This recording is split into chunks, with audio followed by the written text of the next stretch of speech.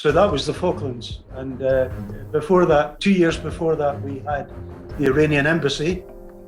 And the Iranian embassy was, I was on the top floor going in from the roof. But it's all part of being the team, you know. But I had the job of lowering the explosive above the stairwell, you know, the big glass dome above the stairwell. And that was basically the distraction explosion.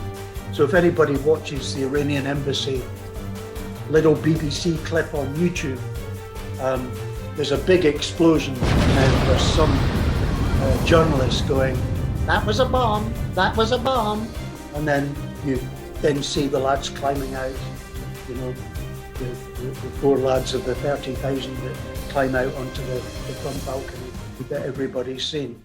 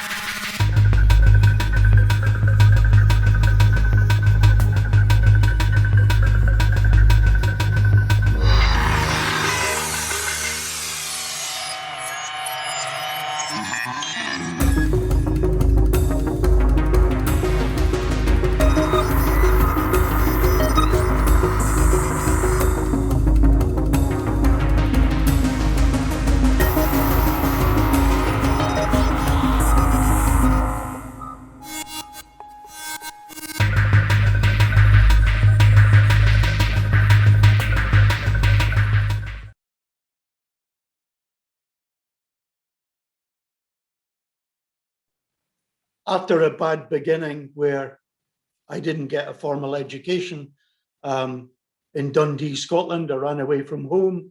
I ended up in Bristol. I tried to be a footballer. I failed at that. And somebody suggested go down the road to the recruiting office and join the military. And I thought, wow, that's a great idea. So I just approached my 17th birthday. Somebody actually told me to go and join the paras. So I go down to the recruiting office and the Navy, Royal Marines, Air Force, Army, it's all in the same street.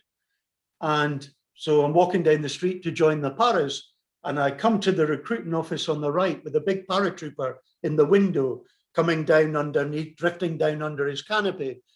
And I walk in and I say, "Excuse me, is this where I come to join the paras?" "Sit down, son, sign here."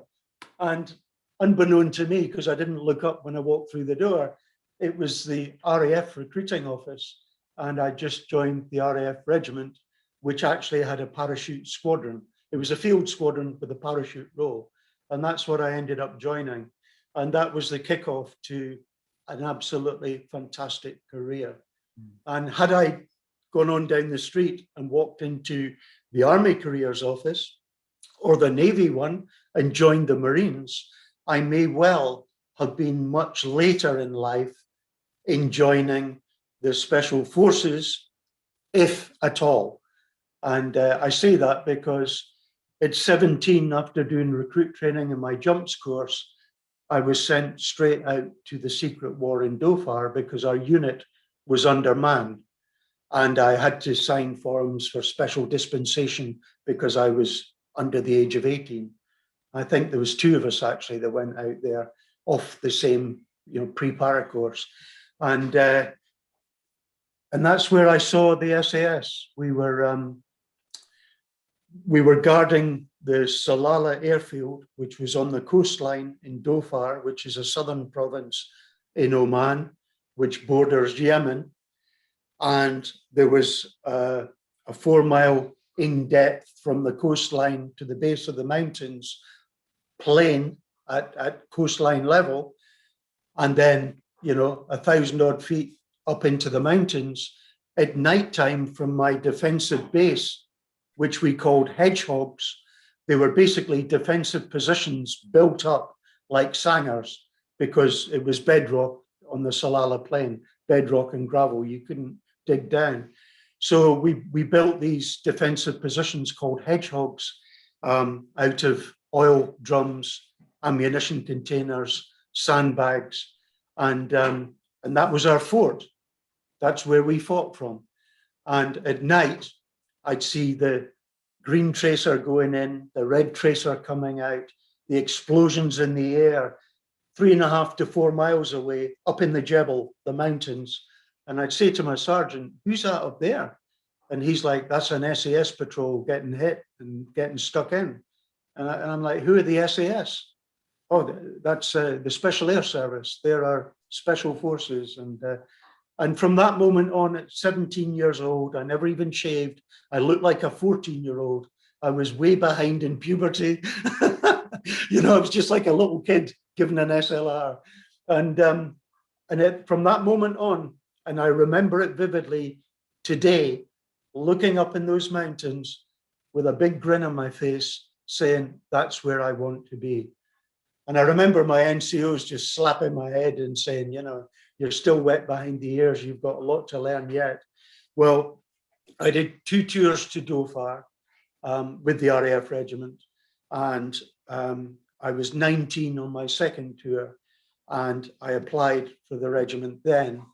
And I just passed my 20th birthday when I turned up in the January in the mid-1970s to do SAS selection. Back in those days, it was about 125 to a course. My course was smaller. It was just under 100. I think it was about 97, 98, simply because of what the Brits were doing around the world at that time. It wasn't that the units weren't willing to release their lads to go on selection. It was that the lads weren't getting time to do their own personal training before attending selection. So it was a smaller course by probably about 30 students. And at the end of it, 5 of us and an officer, a great officer, passed. And I think they saw me as a blank canvas and thought, wow, this lad, he's keen, he's very fit, he's reasonably bright. We can take him and mold him into one of our own, you know, because I can't think for the life of me any other reason why they passed me. But it was a blast. And I ended up going back out to Dhofar with one of the last SAS trips before the Dhofar War ended in 1976. So it was a great start, and I got my wish.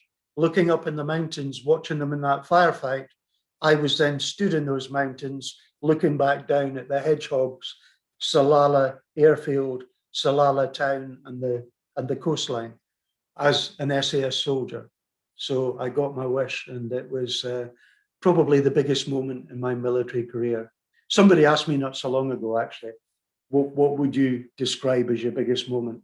And that's what it was. Something as simple as that, but it meant the world to me.